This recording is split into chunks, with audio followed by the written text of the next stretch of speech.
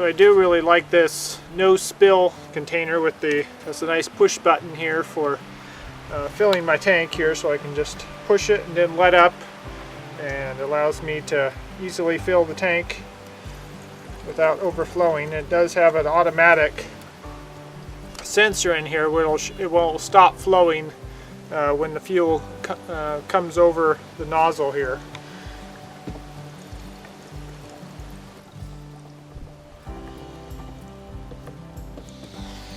So you can get right at the right level there without overflowing.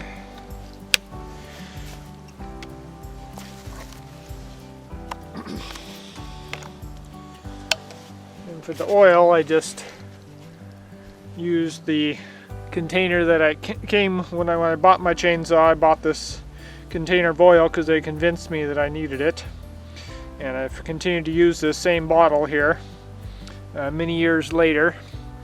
It does not have the same oil in there that it came in.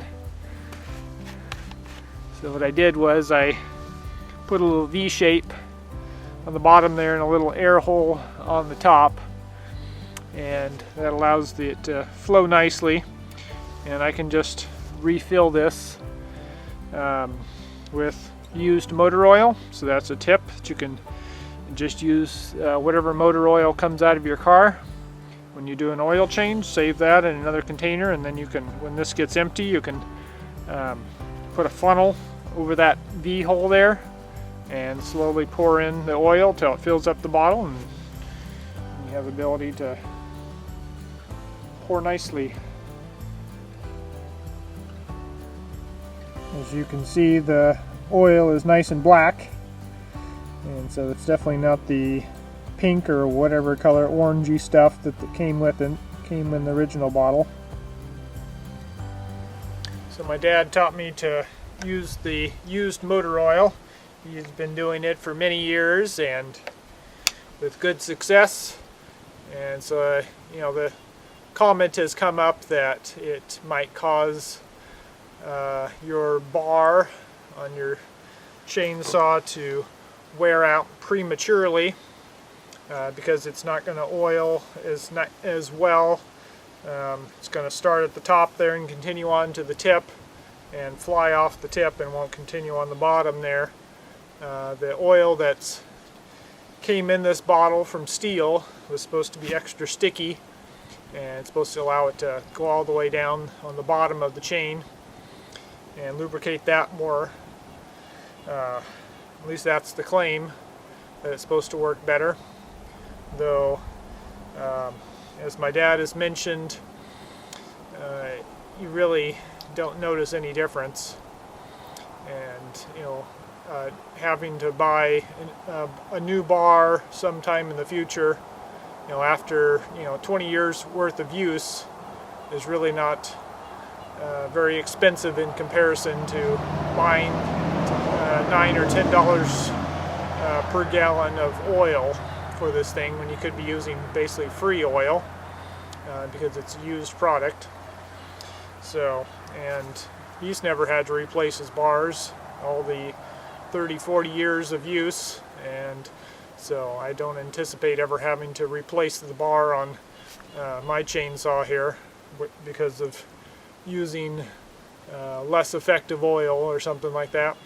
You can also use canola oil people have used to lubricate their chain, but then it's really not any it's not really any cheaper than the oil that you would get from steel, so it's not really worth it, and it also is thinner and causes the chainsaw to leak oil when it's just sitting there. So it's kind of a mess when you're transporting in your vehicle or something like that, or just sitting in a shed where it's going to be leaking on the floor or whatever you have it sitting on. So this does, using the motor oil does cause it to leak a little bit more out. So I just make sure I have it on a plastic bucket that I don't care about the lid getting a little oil on it from just sitting there. So anyway, that's some tips there. You can think about saving yourself a lot of money on buying the fancy oil. So I do recommend using the steel 2-cycle oil. It's a little much higher quality than standard 2-cycle oil. I've also used the Husqvarna 2-cycle oil, and that seems to work fine too. It seems to be fairly high quality. So yeah, this no spill bottle. I have a little line up here. This is a 2 1/4 gallon container, which is a little inconvenient as far as the the extra 1/4 gallon. When I'm doing my mix, I have a mark on here that tells me exactly where 1 gallon is, so I can fill my gas up to that, dump in my little bottle, which I get the larger bottles and then pour them into the smaller ones so that I know it's already pre-measured and I can just quickly open up a small bottle and dump it in there. That's kind of reuse the small bottles that I originally had bought with my chainsaw.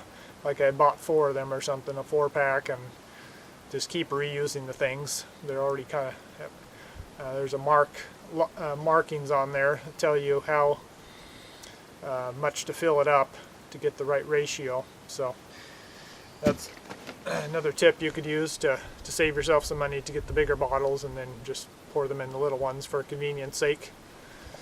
So you don't have to worry about measuring on the fly there. Just do a bunch. When they all get empty, just refill them all, and then you have them ready to go, just like they were new. So anyway, yeah, this seems to work really well. The Cascade Outdoor Power Equipment or something like that, I got my chainsaw from, recommended this container, and it is definitely nice and makes filling the gas tank a lot easier without having to worry about spilling so much. You have much more control over it. You have instantaneous release of the button and stop of the flow of the gas, so that's a benefit. And just having bigger quantities, a full gallon of oil if needed. Not that you'd ever use that much. I use this about a gallon every couple years or so for the amount that I do. This isn't actually, this is the MS 251. MS 251. It's kind of a homeowner grade, and for the little that I do, I just have to be careful. It said you need to just run it till the tank's dry and then let it rest for 15 minutes or a half hour or something like that. Wait till it cools down and not just run it continually. Refill, and that's fine. I'm usually tired after a good half hour of use or whenever the tank's dry, so it gives me an excuse to go do something else. Stack wood, carry wood around, take a break, get a drink of water, let it cool down a bit. Or also, if I really need to push it, I go ahead and just shut it down a lot and let it cool down in between, so that it isn't running continually, and just try not to run it too hard, and then I can refill it and keep going if I need to. Just try to be more careful with it. So far it's held up nicely. Been a very good chainsaw.